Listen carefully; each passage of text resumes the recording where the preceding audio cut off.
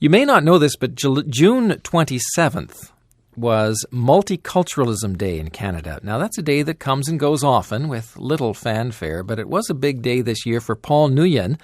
He was chosen from among 88 candidates across Canada to receive the second annual Paul Yuzyk Award for Multiculturalism.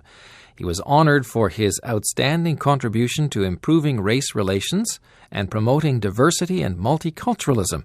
Paul Nguyen does this by putting the neighborhood he grew up in, Toronto's infamous Jane-Finch area, online in a way the residents recognize. Jane-Finch.com is a labor of love that has become a community hub being accessed from around the world. And Paul Nguyen joins us now on the line from Toronto. Mr. Nguyen, welcome to The Link and congratulations for your award. Hi, Marc. Thank you very much. How did you feel when you heard the news that you were the winner this year of this Multiculturalism Award? I was actually quite shocked because, running the website for many years, recognition wasn't something I was looking for. So being recognized with this great honor, I was just very humbled and surprised, and I'm just glad that having something like this happen will allow me to, address more Jane-Finch issues and get out to the people and reach more people and share the stories. You also received the William P. Hubbard Award for Race Relations from the city itself, Toronto. And you thanked your parents for giving you a great childhood. Now, tell us a bit about that childhood. I mean, what are some of your memories growing up in Jane-Finch? Because, as we know, a lot of times when people hear about Jane-Finch, it's in the news, and it's usually because there's been some problems there. Well, definitely. I mean, the media has, blown up the situation. Jane-Finch is nothing like what you hear or see on television.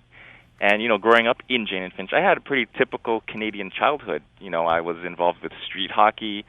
When the snow would come down, we'd go tobogganing down the hill. In the summertime, we use the same hill, and we use our big wheels to, ride down the hill, or sometimes we go down backwards as kids. So that was kind of dangerous, but it was fun nonetheless.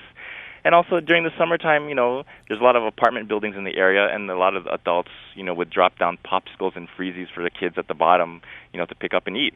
So it was, great fun growing up there. So why did you start this site back in 2004? Well, I wanted to address some of the issues, also to combat the stereotypes, because, growing up in Jane-Finch, and you have friends from other areas, and they're always curious, like, is Jane-Finch really that bad? Or, they're too afraid to even, drop by and visit.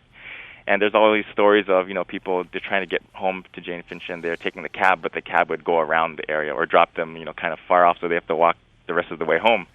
So I thought, this is ridiculous. You know what, let's just do something online and, share the stories with the rest of the world and show them how Jane-Finch is not like what they think. Now, running a website, it takes a bit of money. How is it funded?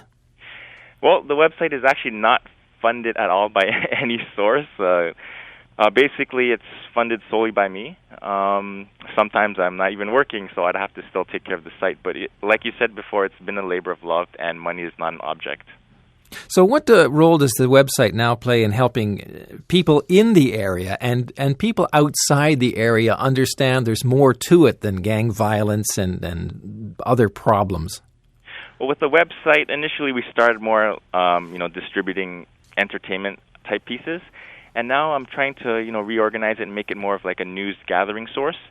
And so we don't typically cover, like, the latest, issues or events. More like I want to concentrate on the positive stories of Jane-Finch and, stories from the residents. So, I mean, on a 6 o'clock news, you might see, like, they'll come down Jane-Finch and talk about maybe a recent shooting, and it'll only be a 2-minute piece. But for me, there might be like a community festival, and I would actually go there and cover it and spend 15 minutes, so people would have large chunks of time to express what they really think. Is this actually also providing some opportunities for people in a way? Oh, definitely. I think a lot of the volunteers we've had come over the years have learned a lot from their experience, whether they're volunteer journalists or artists, and I think some of them have been exposed to the mainstream society, and the media have picked up on their interesting work, and I think it gave them a lot of exposure and extra opportunities. Well, Paul Nguyen, the award that you have received comes with $20,000 grant. What are you going to do with that money? Oh, well, you got to be careful because I'm at Jane-Finch. Some people are going to hunt me down now that they have that information. But yes, the grant is for me to designate to a nonprofit organization that administers either a multicultural program or anti-racism type program. So I'm definitely looking at a smaller organization in the area, someone that can actually really use the money and be really effective and efficient with it. And so I haven't really decided, but I'm looking around. What are you most proud of, Paul?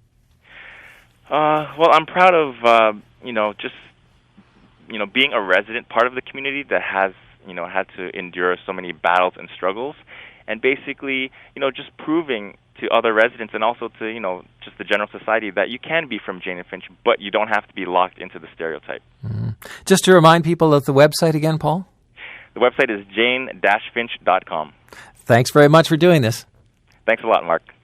And that is Paul Nguyen. He is the 2010 recipient of the Paul Yuzyk Award for Multiculturalism.